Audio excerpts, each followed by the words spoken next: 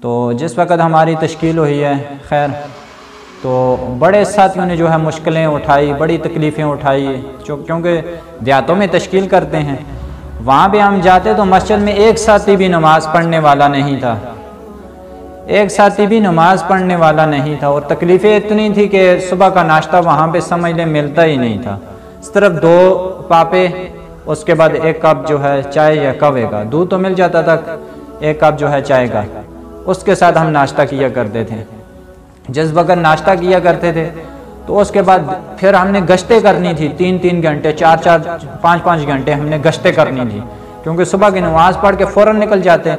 وہاں پہ ایسے لوگ تھے جو پوری بستی میں ایک بھی نماز پڑھنے والا نہیں تھا،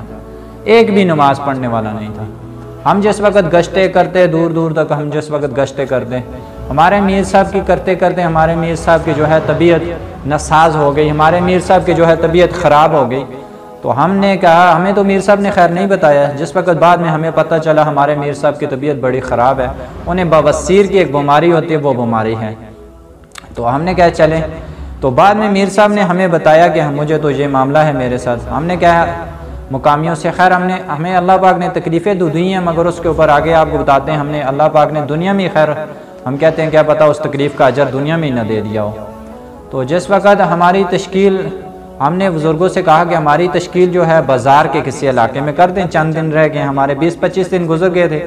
تو ہم نے کہا ہماری بازار میں کہیں تشکیل کر دیں، آخری دن ہے، 10-12 دن ہے،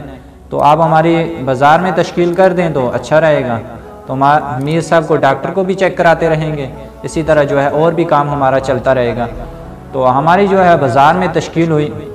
جس وقت ہماری اس بازار میں تشکیل ہوئی، ہمارے ایک مین روڈ کے اوپر ایک پٹرول پمپ تھا، اس کے اوپر ہماری تشکیل ہوئی۔ جس پٹرول پمپ کے اوپر ہماری تشکیل ہوئی، ہم اس پٹرول پمپ کو دیکھ کے ہم ریان رہ گئے۔ ہم نے کہا کہ اللہ کے راستے میں جو لوگ خرچ کرتے ہیں، اللہ پاک اسے دنیا میں کس طرح دیتے ہیں، یقین مانے ہم سوچ بھی نہیں سکتے ہیں اللہ پاک اسے دنیا میں کس طرح دیتے ہیں۔ اس پٹرول پمپ والے کے پاس ہر وقت تقریباً جو ہے 4 سے 5 ہزار ہر وقت لوگ کھڑے ہوئے ہوتے ہیں، ہر وقت رش ہوتی وہاں پہ۔ تو مگر دوسرے اس کے ساتھ ہی 2-3 اور پٹرول پمپ تھے، ہم جس وقت اس پٹرول پمپ کے اوپر دعوت دینے کے لیے جایا کرتے تھے تو دیکھتے تھے 1-2 بندے ٹوٹل ملتے، حالانکہ یہ پٹرول پمپ وہ پٹرول پمپ دونوں تقریباً جگہ کے لحاظ سے ایک ہی جیسے برابر تھے، تقریباً دونوں کی کافی بڑی جگہ تھی، دونوں بڑے پٹرول پمپ تھے، دونوں نے کھربوں روپے لگائے ہوئے تھے، مگر اس پٹرول پمپ والے کا یہ تھا کہ یہ اللہ کے راستے کے کوئی بھی مہمان ہوتے اس کی بڑی خدمت کرتا۔ اور مزے کی بات یہ ہے